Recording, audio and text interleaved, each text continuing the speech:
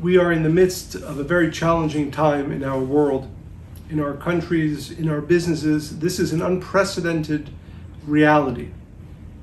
And while it is true that the great challenges exist, there is an ancient teaching that tells us that in the greatest challenges, there are the greatest opportunities. And if we look at history, it is usually in the times of the greatest challenge that the greatest growth, the greatest ideas, and the greatest manifestation then followed. That famous phrase that before the sun rises, at the moment of dawn is the greatest darkness before the dawn and the sun rises. So I'd like to share with you two ideas that have been used for thousands of years to overcome challenges, to be able to create new openings and new growth in the times of challenge, in the times of darkness.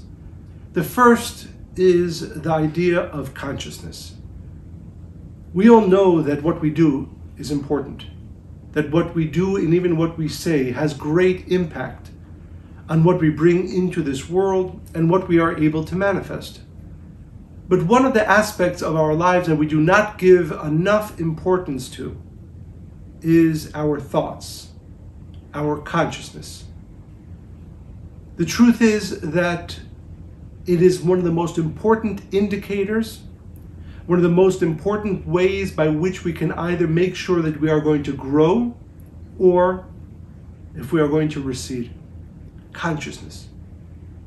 So in this case, for instance, the ancients teach us that within every great blessing, within every great opportunity, before it becomes revealed, there is a shell around it. There is a covering around it. And often the covering is an indication that is the opposite of what the actual opportunity or blessing inside actually is. The darker the cover, the greater the opportunity inside. Now, to know this, to shift our consciousness, then rather than thinking this is simply a time of challenge, this is a time of darkness, this is a time of difficulty that we simply want to get through. To switch the consciousness to another idea. To know with certainty that within these times of challenge, within these times of difficulty, there is great opportunity. If you don't know that, if you do not have that consciousness, it will be that much more difficult to find the new opportunities, to find the great blessing that is available for each one of us in these times of challenge. So first I call to all of us to begin shifting our consciousness, to begin shifting our thought, to look at these times and the different challenges that each one of us goes through, to now understand that within these challenges, there is great opportunity. Within these challenges, there is great blessing, and knowing that and living every single day, especially during the days that are the most challenging, especially during the days that are the most difficult, to know that these are the seeds of growth. These are the seeds of opportunity. These are the shells that hold within them great light and great potential for growth. That consciousness, that shift of how we see not only this time, but our days, our challenges, and our difficulties will give us the ability to transform them, give us the ability to truly find the great opportunities in these times. And they are there. And we have to know that with certainty, and then we will be able to find them.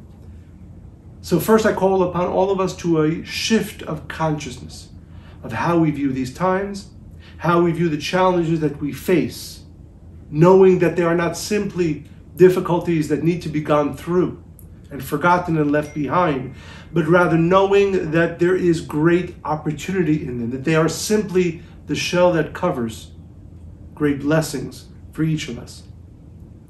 The second has to do with a teaching that has been around for thousands of years, but I found one of the modern day philosophers brought it to light in a very important way. The philosopher's name is Gabriel Rockhill, and he wrote in the editorial pages of the New York Times some time ago this idea. He said, "We are all immortal." Now, what does it mean that we are all immortal? And he explains that each one of us lives two lives. There is what he calls the internal life. So we woke up this morning, we had our breakfast, we did our exercise, whatever it is that we do for ourselves. And we need to do for ourselves. We need to take care of ourselves. But that aspect, that part of our life that is inwardly focused, certainly that part of our life that is focused on the ego, that part goes away when we go away. But there's another life that we live, he explains. That is an immortal life. Everything that we do for somebody else, everything that we share with somebody else, every decision that we make that is for the benefit of others, that part of our life is immortal. It is no longer ours. It is now external to us and remains forever. When we look at life in this way, we can ask ourselves this question every single day. At the end of the day, at the end of the week, at the end of the month, what part of my life was focused only on me? What part of my day has been focused only on my ego, taking care of myself? Although those are important actions, they are mortal. And when we leave this world, they will be forgotten. Then the question is, what have we done today? What do we do with our lives that is immortal? What do we do with our lives where we go outside of ourselves? When we share with other people, when we bring benefit to other people, when we work towards assisting others. All those actions are no longer part of me, but they are now part of the world, and they are immortal. And this understanding, that every day of our lives we choose what part of it is going to be mortal and forgotten, and what part of it will be immortal.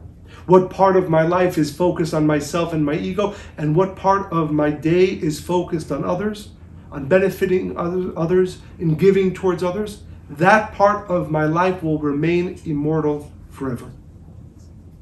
Especially in the challenging times that our world is going through right now, this question becomes that much more significant.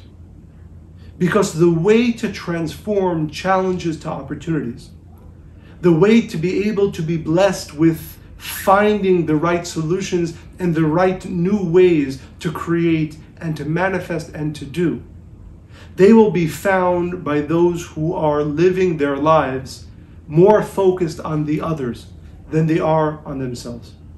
It will be very difficult for the individual who is focused on his or her ego, on only my own taking care of, to find the great opportunities in this time. The more of our lives that are focused on the other, the more of our lives that are focused on bringing benefit to others, the more that energy will allow us, enable us to find the great opportunities that are available in this time.